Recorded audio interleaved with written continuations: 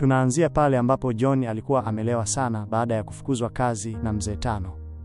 Maumivu ya kupoteza kazi pamoja na presha ya mapenzi yake na Sandra yalimfanya ashindwe kujizuia na kujikuta kwenye hali hiyo.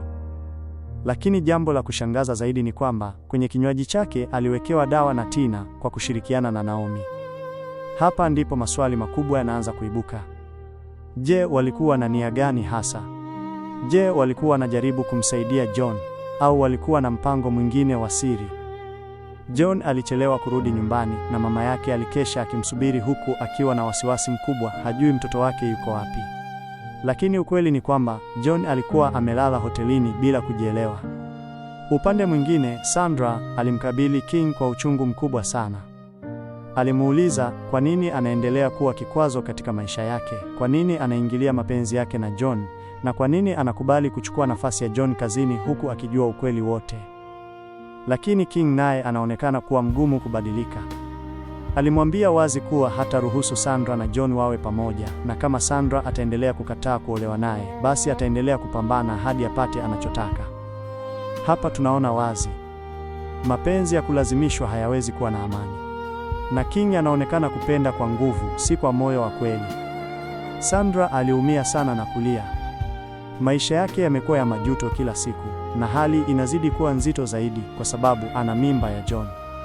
Swali kubwa, je, vita hii ya mapenzi itaishia wapi? Baadaye, Sandra alipata taarifa kutoka kwa Winnie kuwa John amelala nje. Hii ilimuumiza sana na akaamua kwenda kumtafuta. Walipokutana, Sandra na John waliamua kupanga kutoroka na kwenda kuishi mbali, wakiamini kuwa labda huko wataweza kupata amani. Lakini jambo la hatari ni kwamba Suzy aliwasikia wakipanga mpango huo. Hapa mambo yanakuwa hatari zaidi. Je, Suzy ataharibu mpango huo kabla hawajatekeleza? Wakati hayo yanaendelea, upande wa Semeni bado anaendelea na mipango yake ya kudai taraka na 80% ya mali. Anaona kama karatasi zimechelewa kutoka, bila kujua kuwa mwanasheria wake tayari amegeuka na kufanya kazi kwa siri na Tano.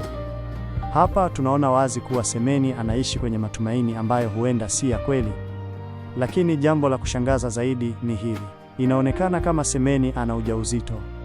Mwanzoni ilikuwa ni dalili tu, lakini alipoenda kupima iligundulika kuwa kweli ana mimba. Sasa maswali mazito yanaibuka. Hiyo mimba ni ya nani? Inawezekanaje wakati yeye na Tano wamekaa muda mrefu bila kuwa karibu? Hii ni siri kubwa ambayo inaweza kubadilisha kabisa mwelekeo wa hadithi hii. Kwa upande wa Tano na King, mipango yao inaendelea wazi. Wanataka kuhakikisha kuwa King anamuoa Sandra kwa nguvu zote. Tano anaamini kuwa hilo ndilo jambo sahihi, kwa sababu bado anaishi kwenye imani kuwa John na Sandra ni ndugu. Lakini sisi kama watazamaji tunajua ukweli. John si mtoto wa Tano. Hapa ndipo tunapata mtazamo mwingine. Je, Tano akigundua ukweli huu wote, ataendelea kupinga mapenzi ya John na Sandra?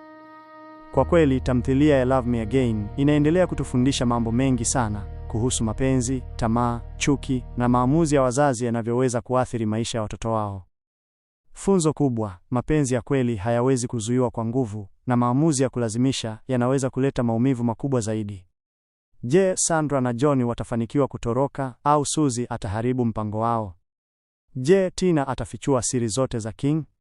Na je, ujauzito wa Semeni utaleta mabadiliko gani kwenye familia hii?